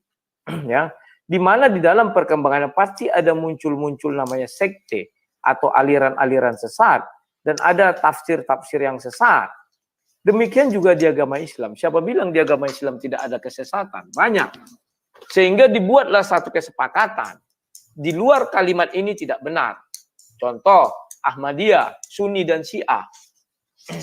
Itu juga sudah menjadi satu perdebatan. Ya, tidak ada kata begitu diciptakan, tidak ada ini tidak ada itu, tidak ada. Semuanya sama. Mengenai Tritunggal itu bukan diangkat atau ditetapkan tanggal 325 atau tahun 700, tidak. Sudah ada di Kejadian 1 ayat 1 sampai 2 dan 3. Dan dibukakan rahasia itu di Kejadian 1 ayat 26. Sudah berulang-ulang saya jelaskan. Tetapi makanya saya bilang nanti ketika sebelum tidur coba renungkan dirimu sendiri, lihat apa yang ada di dalam dirimu, tubuh, roh, dan suaramu. Apakah kamu bisa mengutus suaramu? Bisa melalui telepon. Apakah kamu bisa mengutus citramu? Dan suaramu dan rohmu bisa. Inilah video call. Yang kamu lihat di layar saya memang digital. Tetapi itu ada tubuh, ada roh, dan ada suara. Apakah saya ada 3? Tidak, tetap 1. Apakah saya ada 2? Tidak. Yohanes 10:30, aku dan Bapa adalah 1. Nah, mengenai yang kamu bilang Nuh, Al-Quran membela. Al-Quran tidak pernah membela apapun. Karena Al-Quran tidak mengerti cerita Nuh seutuhnya. Bahkan Al-Quran mengatakan bahwa istri Nuh kafir. Anak Nuh, anak lo di situ bukan cucu. Di Bible dijelaskan bahwa Kan'an itu adalah cucunya si Nuh. Tetapi di Al-Quran yang mati itu anaknya Nuh. Anak Nuh ada berapa? Al-Quran tidak tahu. Allah SWT tidak tahu. Tahunya dari mana? Intip Bible. Di dalam Bible anak Nuh ada Sem, Ham, dan Yafet. Tetapi di dalam tafsir orang Muslim, Kan'an katanya anak Nuh, itulah yang wafat, yang mati. Dan kamu sudah mengatakan, Nuh memanggil anaknya dari tempat yang terpencil. Bagaimana caranya? Nggak ngerti saya. Apakah handphone saat itu sudah ada? Tidak tahu. Ya kan? Jadi itulah yang mau saya katakan. Sekarang kamu bilang, Allah membela Raja Daud. Apa yang mau dibela? Al-Quran tidak paham itu kisah Raja Daud. Allah membela siapa lagi? Yang apa itu? Lot. Al-Quran pun tidak paham cerita Lot. Tidak paham. Pahamnya dari mana? Fakta menjelaskan kepada kita. Dari Bible. Itulah keaslian Bible itu. Dosa tetap dikatakan dosa. Kamu pun sudah mengakui. Nabi juga itu sebagai manusia ada sisi manusianya. Ya sudah. Sekarang kalau kamu menjelaskan pula, apa benar isu-isu yang beredar itu? Bahwa Nabi Muhammad menikahi anak angkat. Menantunya, maksudku istri anak angkatnya. Saya nggak tahu. Makanya saya tidak suka memakai pendapat-pendapat itu. Saya lebih suka dari kitab suci. Ada bilang itu ada di hadis, ada ini segala macam. Saya nggak tahu. Apakah kamu mau mengatakan itu tidak pantas kalau dibawakan ke manusia-manusia zaman sekarang? Belum lagi kalau kita bicara tentang bagaimana Nabi menikahi Siti Aisyah. Apakah kamu juga mau mengait-ngaitkan dengan zaman sekarang? Tidak pantas. Kan tidak. Bedakan zaman dahulu dengan zaman sekarang. Ya. Ketika nanti kamu berbicara tentang pembelaan, tidak ada pembelaan di Al-Quran. Al-Quran hanya bercerita mengenai contoh Nuh, ya dia ada bahtera ini habis. Tidak diceritakan setelahnya.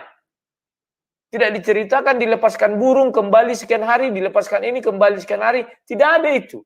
Tidak dijelaskan. Dan Al-Quran banyak memiliki ketakutan untuk bicara kisah-kisah yang terdahulu. Tidak dijelaskan, paling tinggal ceritakan aja. Karena sudah Al-Quran datang kan tahun 610. Artinya 600 ke belakang ini sudah berlalu. Kan tinggal bercerita Allah SWT. Contoh. Iya, ada Konsili Nisea. Dimasukkan itu ke dalam Al-Quran. Konsili Nisea 325. Al-Quran 610. Kenapa tidak ada? Di mana orang mengatakan bahwa Nabi Isa menyembah, ada sekelompok orang menuhankan Maryam. Selesai. Al-Quran 610, Nisea 325. Artinya ada selisih tahun 285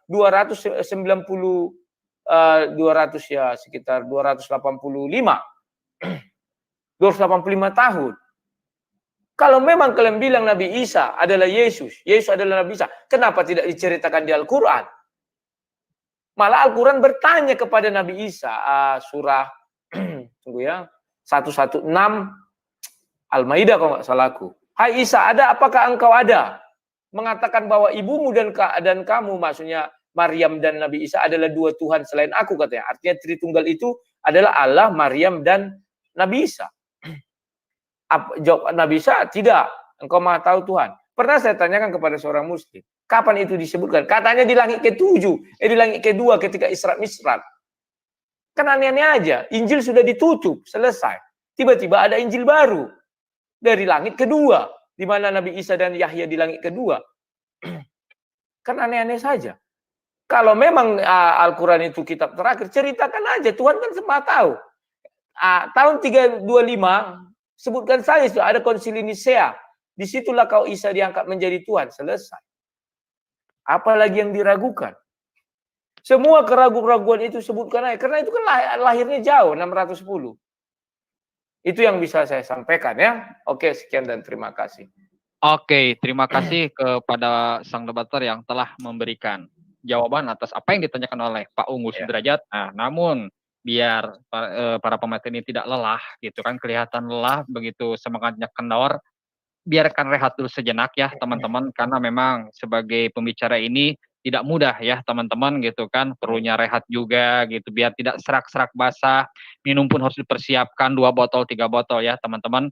Jadi nih bagi teman-teman yang pengen seperti kedua pembicara ini, silakan teman-teman untuk mendaftarkan diri, cuma chat saja ya, tidak ditelepon, cuma chat saja, silakan dengan format daftar debat, strip, nama lengkap dan agamanya. Baik laki-laki maupun perempuan dipersilahkan untuk tampil. Tapi jika memang takut ada relasi, ada keluarga atau teman-teman ketahuan dirinya untuk masuk ke YouTube, silakan tutup wajahnya pakai buff atau pakai masker, dan kami tidak menerima ketika acara berlangsung menggunakan avatar. Ketika menyampaikan sesuatu menggunakan avatar, kami menolaknya. Oke, kita saling menghargai. Saya menghargai karena tempat ini adalah tempatnya satu-satunya tempat yang dimana perbedaan itu bisa didialogkan secara akademis dengan santun pula. Oke, sekarang adanya closing statement nih. Siapa kira-kira yang mau memberikan pernyataan pertama dalam closing statement? Apakah Pak Unggul atau sang debater? Silahkan. Unggul deh. Saya istirahat dulu dikit, baru bersuara. Agak-agak kering. Siap Bang. Siap. Oke, berarti siap ya Pak Unggul Sudrajat memberikan closing statement selama 7 menit. Siap Pak Unggul? Oke. Selama 7 menit silahkan Anda berikan closing statement-nya. Monggo. Siap. Dengan penuh rasa kasih Bang Rudi dan rasa hormatku ke Bang Rudi ya, saya tidak menyalahkan Bang Rudi, apalagi menyalahkan Alkitabnya orang lain. Tidak, itu bukan ranah saya dan saya dilarang bahkan oleh Nabi Muhammad.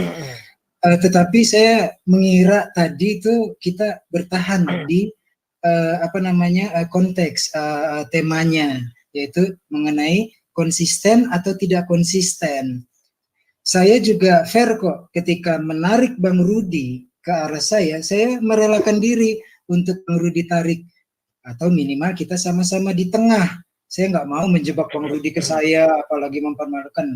Tapi saya melihat banyak yang out of text. Misalnya begini, ketika Bang Rudi menyebutkan pernikahan Nabi Muhammad peace be upon him dengan Aisyah radhiyallahu anha, itu bukan suatu hal yang memalukan. Muslim dengan sangat senang akan menjawab. Kemudian dengan anak angkat, itu bukan aib atau cacat Bang, tapi kembali ini di luar konteks, bukan saya tidak mau menjawab. Kita belajarlah bertahan kepada konteks. Kemudian mengenai video call, Bang Rudi coba yakinkan saya lagi bahwa analogi yang diambil dari Trinitas seperti Bang Rudi bervideo call dengan saya. Bagi orang Islam itu namanya teknologi Bang, nggak ada sangkut pautnya dengan Tuhan, yaitu di surat Al-Ikhlas. Tidak ada sesuatu pun yang menyerupaiku. Jadi kalau kita mempersonikasikan saya adalah Tuhan, itu enggak Bang, karena definisi orang tuh selalu bertanya siapa sih Tuhan, siapa sih Allah, itu jelas surat Al-Ikhlas Bang di situ. Jadi kalau Bang Rudi ambil tadi, saya rasa itu bagi orang Islam itu teknologi Bang. Kami ikut berkontribusi dalam masyarakat dunia. Kita nggak semuanya, tapi kita punya ahli matematika, ahli kedokteran, kimia dan sebagainya. Saya tidak bilang hanya orang Islam, tidak, tapi kami berkontribusi ilmuwan Muslim. Jadi yang tadi saya tolak bukan karena saya tidak dapat Roh Kudus, mungkin justru Roh Kudus menyinari saya Bang. Itu mah cuma teknologi boy gitu. Ini pendapat saya Bang ya, dengan penuh rasa kasih pada Bang Rudi. Kemudian ini mengenai Ahmadiyah, ini kan udah keluar konteks Bang. Sunni, Syiah, saya bisa menceritakan, walaupun saya jujur, saya bukan ahli hadis dan sebagainya, tidak. Tapi kebanyakan mungkin Bang Rudi takut sama Islam. Islam itu dipandang mengerikan, Islam itu begini, begitu. Sementara banyak kok. Saya ketemu Bang Rudi udah langsung saya manggil dari pertama loh, Bang Rudi nggak ada saudaraku yang ku kasih dalam Allah. Gitu Bang. Dan kita semua bismillah dengan nama Allah. Artinya orang kebanyakan takut dengar suara-suara yang negatif tentang Islam. Kalau dulu disebut Islam itu sama dengan teroris, kenapa tidak disebut Katolik teroris saat ada Hitler, ada di Romawi bahkan Mussolini, ada di Irlandia Utara, Northern Ireland, pengeboman di Inggris.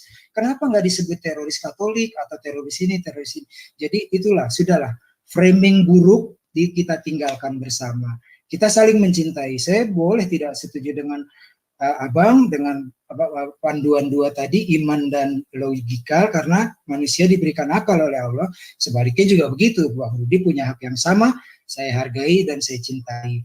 Jadi saya sekalian berpesan lah kepada yang mendengar, kepada yang saudara-saudaraku yang beragama Nasrani, apapun saya cuma orang awam tahunya Katolik dan Protestan, mohon maaf kalau ada salah-salah sebut, siapapun denominasinya, kami mencintai kok semua saudara-saudara kami. Tapi dalam perdebatan ini biasalah kita, mungkin Bang Rudi orang Batak, saya walaupun orang Jawa, kasih orang lapangan Bang, suara saya teriak-teriak terus biar nggak kalah sama angin Bang. Nah kemudian juga untuk pemirsa yang Islam, saya ingatkan lagi, jangan sekali-kali menghina apalagi menghujat Yesus. Yesus itu kita doakan. Nabi Muhammad disebutnya apa bahasa Inggrisnya? Peace be upon him. Rasulullah seorang rasul. Nabi Isa juga kita hormati, kita doakan juga sama. Peace be upon him. Jadi dan dilarang kita menghina, menghujat. Jadi mulailah stop hari ini. Kita kelihat tadi kan bahwa begitu saya masuk itu terbuka tuh ruang. Saya bukannya membenci atau menghakimi Alkitab, tapi makin terbuka ruang. Kenapa ini? Dari mana ini? Siapakah Rasul Paulus? Siapakah Santo Yohanes, Santo Markus, maaf saya nggak hafal Bang Rudi, dan seterusnya. Ini bukan untuk mencari kesalahan, tidak Bang. Saya justru pengen mempelajari. Dan mudah-mudahan menambah keimanan saya, sebagaimana Bang Rudi juga menerima ucapan-ucapan saya secara iman dan akal, Bang Rudi juga bertambah-tambah keimanannya. Artinya disinilah indahnya kita berkomunikasi. Jadi namun demikian, sekalipun ada kata-kata yang salah atau menyakiti itu dari saya Bang. Tapi kalau ada hal-hal yang baik, insya Allah itu dari Allah datangnya. Kalau ada yang menyesatkan dari saya dengan sengaja saya menyesatkan, itu pasti dari iblis atau setan Bang. Dengan segala kasih sayang saya kepada Bang Rudi dan saudara-saudaraku yang Kristiani, saya mengucapkan mohon maaf bila ada kesalahan atau kata-kata yang menyinggung tulus dari hati. Untuk rekan-rekan para pemirsa yang beragama Islam, mari kita debat. Saya sebenarnya nggak senang kata debat Bang, saya senangnya dialog Bang. Abang orang Batak tahu lah, kita bicara keras, saya orang lapangan Bang, bukan orang Batak. Biasa itu, nanti udahannya kita peluk-pelukan santai. Ngopi bareng, kalau abang nyasar ke Bogor cari saya Bang. Ya. Kita ngopi-ngopi Bang. Ya. Jadi saya rasa gitu ya Bang Rudi dan Pak Moderator.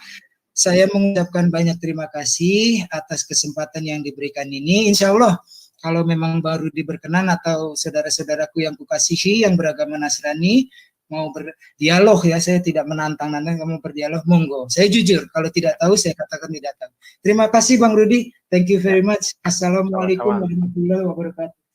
Waalaikumsalam warahmatullahi wabarakatuh. Terima kasih kepada Pak Unggul yang telah memberikan closing statement yang pertama. Dan ini yang kedua ya dari pihak sang debater. Bagaimana sang debater siap memberikan closing statement selama 7 menit? Siap. Oke. Sambil menunggu reset waktu dikarenakan ini masih berjalan, dikarenakan di posisi di kita hujan gitu kan, jadi mohon dimaklum. Ya. Jadi lambat jaringan.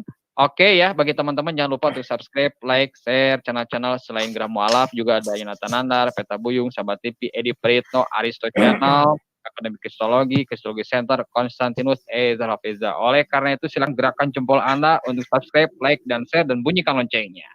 Silakan Bang Rudi Yohanes, sang debater, memberikan closing statement selama 7 menit. Monggo. Oke, terima kasih ya. Pertama-tama saya dalam closing statement ini mengucapkan terima kasih dulu kepada Geraha Mu'alaf yang memberi ruang. Kemudian terima kasih kepada Pak Unggu ya yang sudah meluangkan waktunya. Terima kasih kepada Pak Rudin juga ya yang sudah mau memoderator ini berapa kali, dan Gi yang juga tidak kelihatan ini tapi dia ada dan nyata dan dirasakan kehadirannya.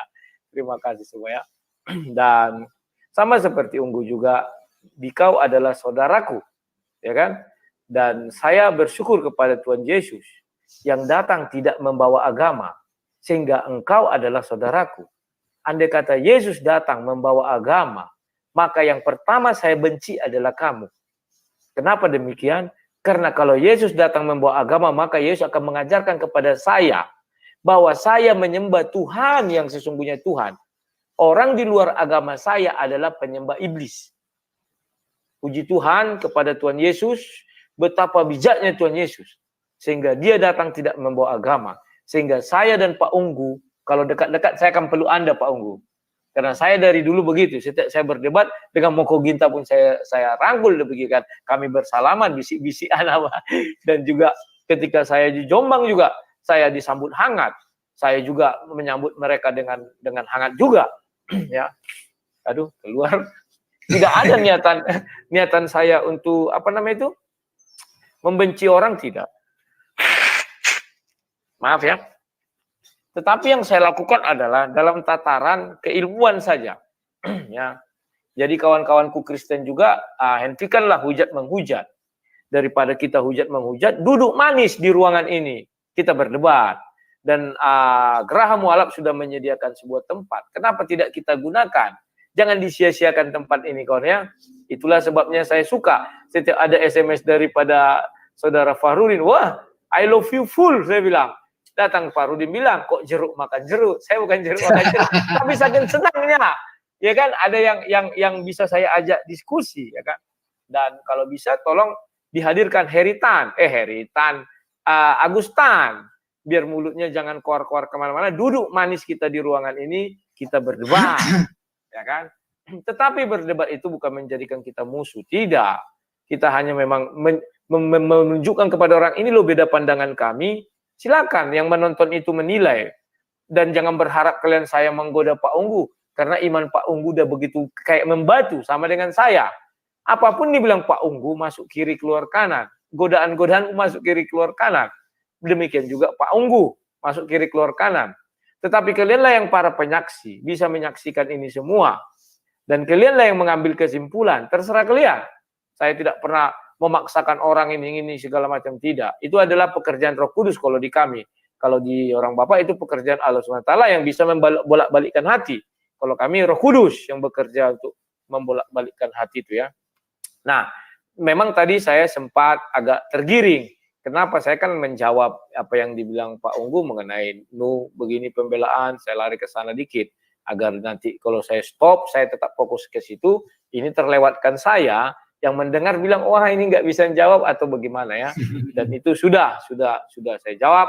Dan puas tidak puas sama prinsip Pak Unggu dengan saya. Ya, puas tidak puas itu terserah kalian aja lah. Penting saya sudah jawab, itu masalah kepuasan saja. Tapi kalau dibilang belum terjawab itu nggak benar. Kami sudah saling menjawab dan saling bertanya. Ya, dan kedepannya saya harapkan ada muncul lagi nih topik-topik yang menarik ya, tema yang menarik. Saya lagi menunggu si Indra Moshe. Semoga Indra Moshe dalam waktu cepat bisa berdiskusi sama saya juga mengenai yang tertinggal kemarin itu ya. Dan saya juga tidak pernah membenci saudara Muslim. Saya ada program di tempat saya ini, setiap saya gajian dari YouTube, saya bagi-bagi sedekah. Orang-orang Muslim pun saya bagi. Saya tidak melihat dia dari mana, tidak. Karena dia juga saudara saya, saudara sebangsa dan setanah air. Kami hidup di bumi yang sama, menghirup udara yang sama, tinggal di tempat yang sama, hanya beda berapa meter gitu ya. Jadi saya tidak pernah membeda-bedakan itu. Semua saya rangkul, ya. Dan kalau kalian bertemu saya langsung, orang-orang yang sudah bertemu selalu bilang saya ini orangnya humanis atau apalah gitu ya. Tak pernah saya alergi apa enggak. Saya biasa aja ketemu ya seperti biasa. Bahkan saya ke Jombang dulu sendirian, saya nggak takut. Pergi saya ke sana, diajak itu ada padepokan, pesantren, ya. Saya di situ, yang saya hadapi banyak orang, saya nggak takut. Kami berdiskusi segala macam. Karena saya tahu mereka ini juga, kalau orang beriman, dia punya kasih. Saya yakin itu. Orang beriman punya kasih. Tetapi, kalau orang yang salah beriman, itu baru tidak punya kasih. Salah beriman loh. Kalau dia beriman, betul-betul beriman, Kita sebagai makhluk Tuhan, anjing saja kita kasihi, apalagi sesama manusia. Ya, itulah sebabnya saya suka dengan isi Bible. Kita diselamatkan bukan karena kita Kristen, ya. Galatia 5 mengajarkan kepada kita kasih, ya sukacita, ini segala macam. Tidak satu hukum pun menentang hal tersebut. Maka saya bilang kemarin di video saya sama saudara-saudara Kristen saya, uji kalian nggak percaya. Panggil agama apapun, kalau kamu melihat orang mengasihi, kau benci nggak sama dia? Tidak. Misalnya Hindu, Buddha, tidak ada yang membenci itu. Ya, jadi bukan karena Kristen nanti saya diselamatkan, tetapi karena itu tadi. Oke? Nah, sebagai penutup, sekali lagi saya kalau ada kata yang salah mohon dimaafkan. Ya, karena saling bermaafan itu indah. Kalau ada menurut saya tidak menghina ternyata jadi menghina, maafkan sajalah ya. Dan kepada kawan-kawan Kristenku, jangan lagi kita hujat menghujat. Yang benar itu duduk manis di dalam ruangan ini atau kalian menjadi penonton yang baik. Daripada menghujat, kadang saya sedih juga di misalnya chat saya itu kan banyak itu kan. Setelah nanti saya tonton, wah ini hujatan ini segala macam. Tapi bagaimana ya? Nah itu atas nama penghujat itu saya minta maaf lah kepada semua orang yang merasa tersakiti. Oke, sekian dan terima kasih. Sampai jumpa lagi. Terima kasih kepada Geraha Mualaf. Oke, terima kasih kepada kedua pembicara, oleh Pak Unggul, sang debater yang telah sama-sama memberikan ilmunya, wawasannya kepada para penonton, kepada kita semua. Dan anjuran-anjuran dari kedua pembicara itu layaknya patut kita apresiasi dikarenakan memang kita meskipun berbeda harus saling-saling menjaga gitu kan, menjaga agar apa yang kita sampaikan ini pertama tidak menghujat, saling menghina satu sama lain, dan memang apa yang kita sampaikan ini harus akademis. Kita duduk bersama seperti itu. Karena perlu diketahui bahwa orang yang menjadi pemain bola itu tidak akan sama dengan para penonton bola. Oleh karena itu, kami haturkan terima kasih kepada kedua para pembicara yang telah memberikan ilmunya, wawasan kepada para penonton. Oleh karena itu, silakan sekali lagi saya ingatkan kepada teman-teman yang ingin seperti kedua pembicara untuk menjapri nomor WA ini dengan format daftar debat, strip, nama lengkap, strip agamanya. Baik laki-laki, perempuan, silahkan kami terima apapun itu, siapapun dia. Dan jika memang takut ketahuan mukanya, silakan tutup pakai buff, tutup pakai masker. Oke, terima kasih kepada semuanya, kepada para pembicara khususnya. Mohon maaf jika kami ada salah-salah kata maupun sikap. Bila topik bila topik wal hidayah. Assalamualaikum warahmatullahi wabarakatuh. Assalamualaikum warahmatullahi wabarakatuh.